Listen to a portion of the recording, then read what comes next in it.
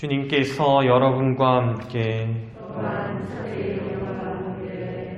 루카가 전한 거룩한 복음입니다.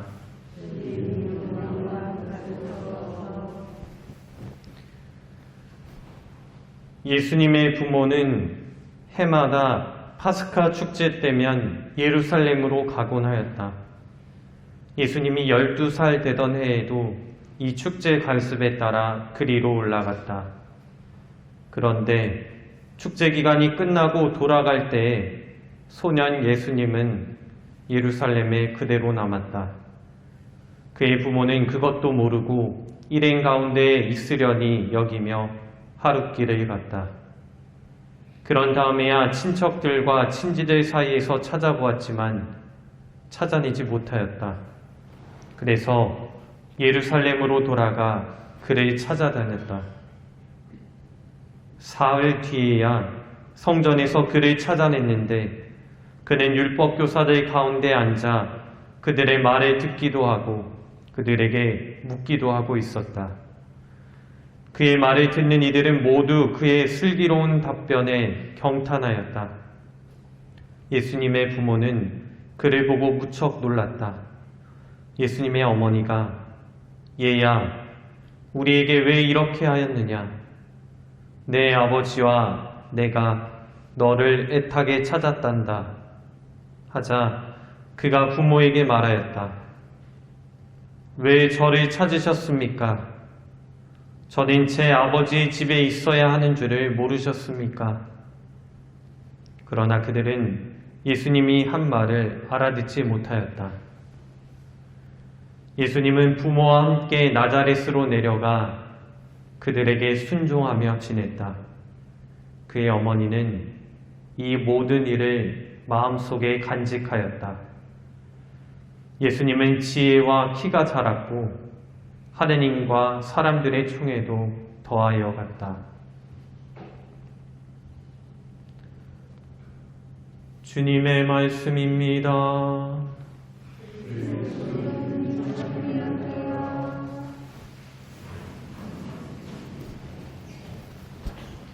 참 예수님, 네, 오늘 예수, 마리아, 요셉 성가정 축일인데요.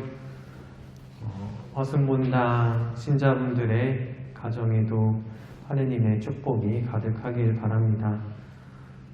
그리고 요즘에 많이 코로나로 많은 가정들이 어려운데 그 가정들을 위해서도 미사 중에 함께 기억해 주시면 좋겠습니다.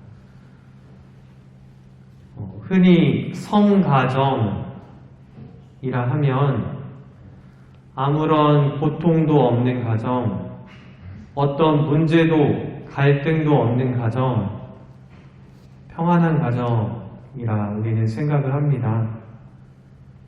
하지만 성가정의 표본이라 할 수 있는 예수님의 가정을 보면 알 수 있듯이 아무런 문제가 없는 가정이 성가정을 가리키는 것은 아닙니다.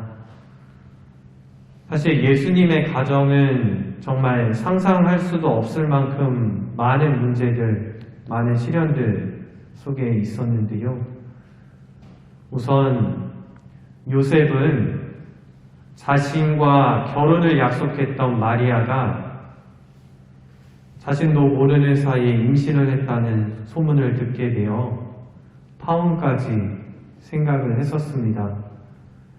그리고 여러 우여곡절 끝에 혼인을 한 후에도 아기 예수님이 태어났을 때 무작위한 학살이 일어나 예수님 가정은 자신들이 머물고 있던 곳을 떠나 다른 곳으로 가야만 했습니다.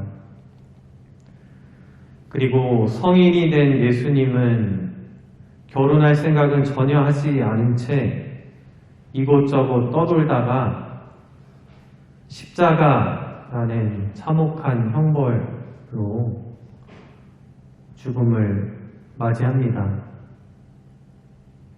이처럼 예수님의 가정은 우리가 꿈꾸는 안정되고 평안한 모습과는 다른 모습을 가지고 있었습니다. 그런데 우리 가톨릭 교회는 이런 예수님의 가정을 성가정이라 부르고 그 예수님의 가정을 본받을 것을 권고하고 있는데요. 왜 그렇다면 예수님의 가정을 성가정이라 부를까요? 성가정은 말 그대로 거룩한 가정을 뜻합니다. 성경에서 이 거룩하다라는 것은 다른 것들과는 구별된다라는 뜻을 지닙니다. 곧 우리가 예수, 마리아, 요셉의 가정을 성가정이라 부르는 것은 이 가정이 다른 가정과는 구별되는 모습을 지녔기 때문입니다. 그리고 이 구별은 예수님 가정이 외적으로 엄청난 시련과 고통과 문제를 지녔다는 것에서 비롯되는 구별이 아닌 이 어려운 문제에 직면했을 때 그들이 어떤 태도를 보여주었는지 정말 다른 가정들과는 다른 태도를 보여주었다는 것에서 비롯되었습니다.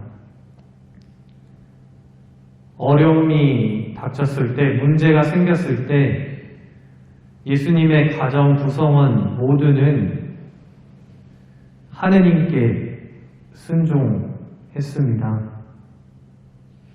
요셉은 천사의 아뢰를 받아들여 마리아와 혼인하기로 순종했습니다.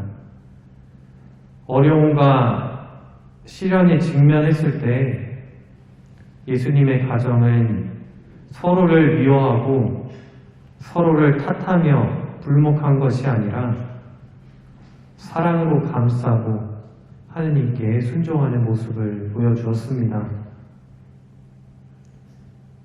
당신 때문에 우리 가정에 문제가 생겼어. 왜 그렇게 살아가? 라면서 가족들을 탓하고 책임을 전가한 것이 아니라 정말 사랑으로 서로를 아끼고 나아갔습니다.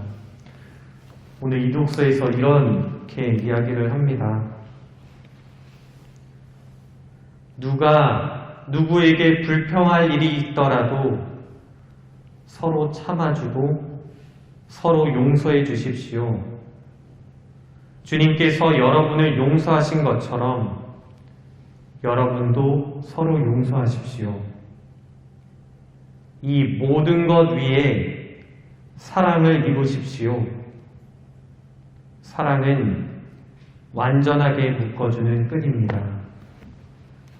이 독서 말씀처럼 예수님의 가정은 사랑의 끈으로 이루어진 가정이었습니다. 예수님의 가정이 성가정인 이유는 아무런 걱정과 고통이 없어서가 아니라 정말 어려운 문제, 갈등이 있었을 때 서로가 서로를 사랑으로 감싸주고 이해해 주었기 때문에 우리는 예수님의 가정을 성가정이라 부르고 본받으라 이야기를 한 것입니다. 예수님의 이 가정을 바라보면서 문득 이런 생각을 하게 됩니다.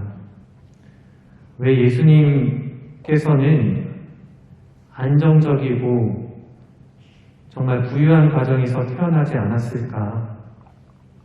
어려움이 있고 가난한 가정에 왜 굳이 예수님께서 이 가정에 태어났을까 생각을 하게 됩니다. 예수님께서 마리아와 요셉 가정에 태어나신 이유는 무엇보다도 우리 때문이라 할 수 있겠습니다. 우리에게 희망과 기쁨을 주기 위해 이런 가정에서 태어나셨으리라 생각됩니다. 이처럼 예수님의 가정은 우리에게 희망과 기쁨을 선사합니다. 내 자녀가 혹은 내 부모님이 성공한 삶을 살지 않더라도, 우리 가족들의 삶이 평탄하지 않더라도, 우리 가족에 문제가, 갈등이 생겼더라도 우리는 예수님의 가정을 본받을 때 성가정이라 불릴 수 있습니다. 어떤 외적인 성공 없어도, 외적인 안정이 이루어지지 않더라도 우리가 사랑으로 묶여 있을 때 우리는 예수님의 가정처럼 하느님 보시기에 좋은 성가정, 거룩한 가정이라 불릴 수 있을 것입니다. 잠시 침묵 중에 나는 가정생활을 어떻게 하고 있는지, 정말 예수님의 성가정처럼 사랑의 끈으로 묶여서 서로에게 사랑의 말을 하고 사랑의 행동을 하고 사랑으로 격려를 하며 살아가는 것인지, 아니면 조그마한 문제가 생겼을 때 탓을 하고 미워하고 불목하는 것은 아닌지 잠시 성찰하고 하나님께 은총 청하는 시간 갖도록 하겠습니다.